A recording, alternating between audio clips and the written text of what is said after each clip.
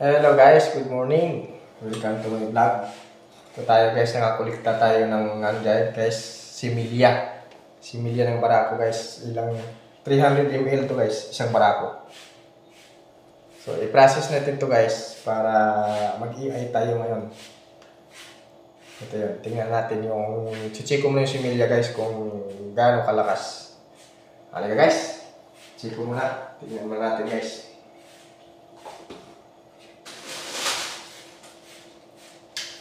Ito yung ano guys, ito yung microscope. Kaya tingnan ko guys kung gaano kalakas yung ating similya.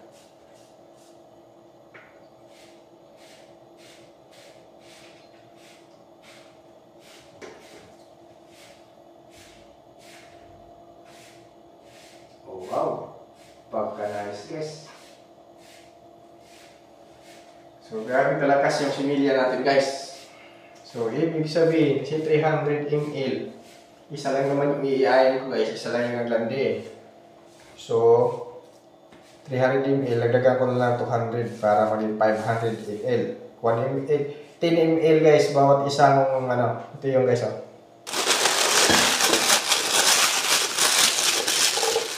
Yan, ito yun.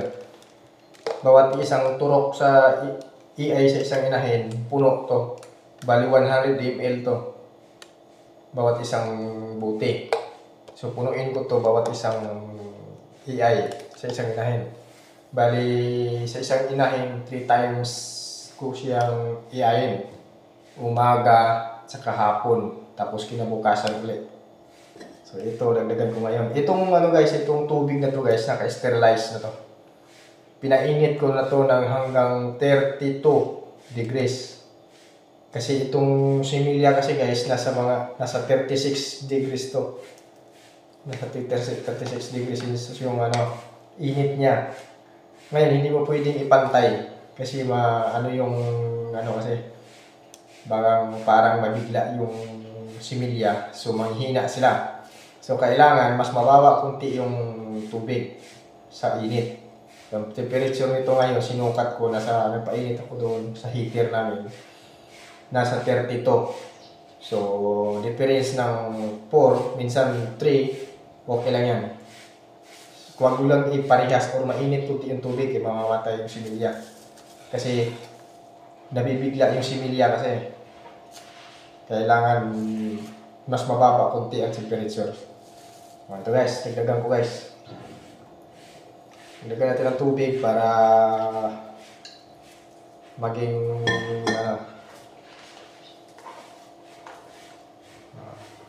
Pag halo guys, gawin mo lang konti. Huwag yung parang naghalo kayo ng tubig na ano kasi iiwasan natin guys kasi iniingatan natin yung similya kasi guys. Gawa nga yung pag maputol po kasi yung buntot ng similya guys. Hindi na siya makakalangoy. May buntot kasi yung similya guys. Hindi siya makakalangoy ng malayo. Mahina na siya. So kailangan yung ganyan lang yung paghalo niya. Parang i-ano mo lang kunti. Yan. Okay. Tingnan natin ulit guys. Tingnan natin ulit guys kung okay ba.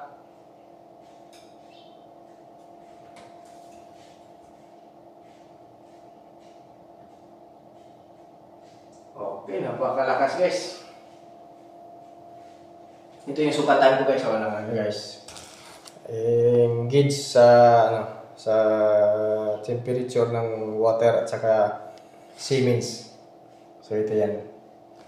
Hanggang 32 lang yung 32 lang yung tubig. Pero yung Siemens kasi pag kulikta mo galing sa barako, ang temperature ng Siemens is nasa 36 to 37.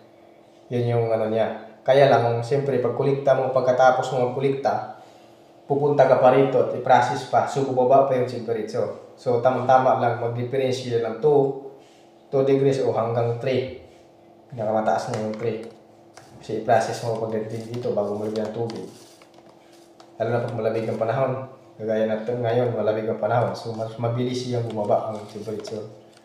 So, wag lang natin yun. Huwag na natin taasan ang temperature sa tubig. Itamtaman lang. Okay guys. Tinang i-buti natin ito guys. Kasi na-mix na siya guys.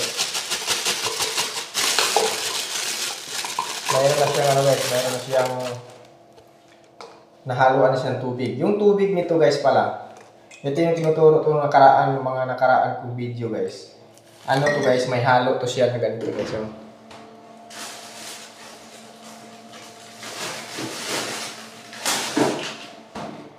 Ito guys, ito yung halo niya guys sa tubig. 1 liter to guys, good for 1 liter. 1 liter. Oh, 1 liter, good for 1 liter to. Isang ganito, isang 1 bottle water. 1 liter. So, hinahalo ko rito. Mini-mix ko hanggang matunaw. Pulbo lang to guys. Ito yung kasing, kasi ito, parang pagkain nila. Na tumagal sila sa buti kapag ma-stock sila sa rep. Kasi may antibiotic kasi ito guys. Ito yung antibiotic sa tubig na para pag ilagay yung Siemens, mas tatagal sila. Tatagal sila na mas mahaba ng 1 linggo, ganyan, para hindi sila mamatay agad. Kaya ito yung hinahalo na sa tubig guys. Okay. Buti na natin ito guys. Ito lang pagbuti guys. Oh.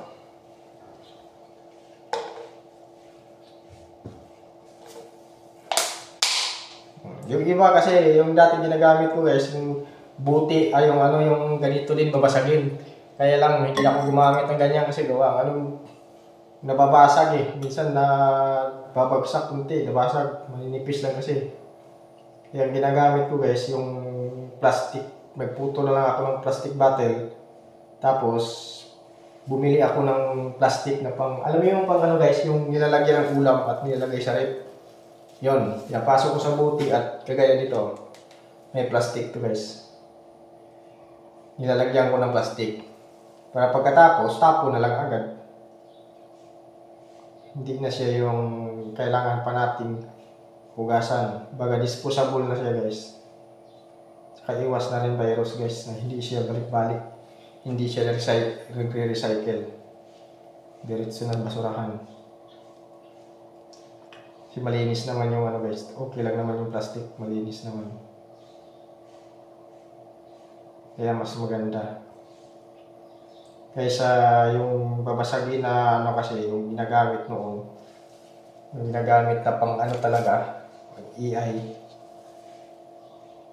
Ginagamit nila hindi ko ginagamit. Kasi labis na ko nabasagan kasi guys. Minsan dumulas lang kunti. Dahil manipis lang kasi yan.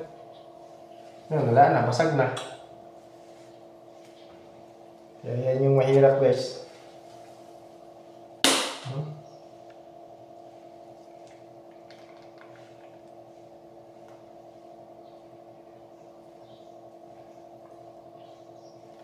Okay guys, ito yan guys, yan. Pinasok ko lang, pinutol ko yung bottle water guys, na empty. Pinutol ko lang, tapos pinasok ko yung plastic. Yan, tapos nilagyan ko ng guys, ito guys, itong screen, yung pang sala doon sa Siemens na para yung dumi or yung mga buo-buo ng similya na galing sa barako, hindi siya papasok sa Siemens. Baga nakasala na siya dito. Nakakuha na. Tubig na lang talaga at sa Siemens nakalagay. Kaya guys. Okay. So ito kasi kunti lang to guys. Atin na lang itong lipatan. Ayan. Lipatan na lang natin ito guys. Para pantay-pantay. Ika nga, walang labis, walang kulang guys. Pare-parehas. Ayan. Okay ito guys.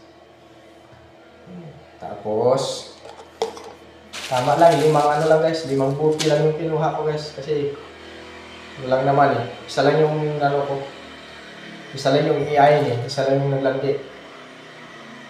So 5 buti lang ginawa ko, kahit malakas pero sobrang lakas yung similya guys. 5 buti na lang yung ginawa ko para yung iba, yung hindi na magamit, lang yan, reserve. Baka malay mo sunod araw may maglandi uli, magagamit pa yan. Basta wag lang sobrang lamig yung kailangan yung rate na lalagyan niyo guys. Sukat sa temperature din. Pag sobrang lamig, mamamatay yung similya kasi. So, ito na guys. Titingnan natin guys. Makikita ko sa inyo kung ito yung ano natin guys. Oh. Yan, ito yung EI natin ngayon. Tingnan ko guys kung tingnan natin guys kung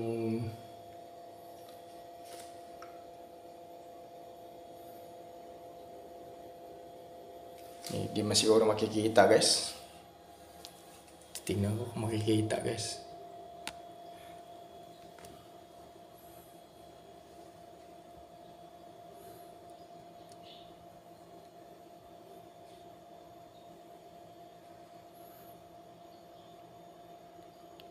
Yan, similya yan guys. Yan, yung mga similya yan guys, yung nakita na yan guys, similya yan guys. Yan. Yan, similya yan guys. Sobrang lakas sa similya yan guys, kunti lang yan, kunting-kunti lang yan, isang patak lang yan guys. Pero, grabe kalakas. Ito yung microscope ko guys. Okay, thank you guys. Tara, mag-EI tayo guys. Thank you for watching, bye-bye. Sa EI naman tayo guys.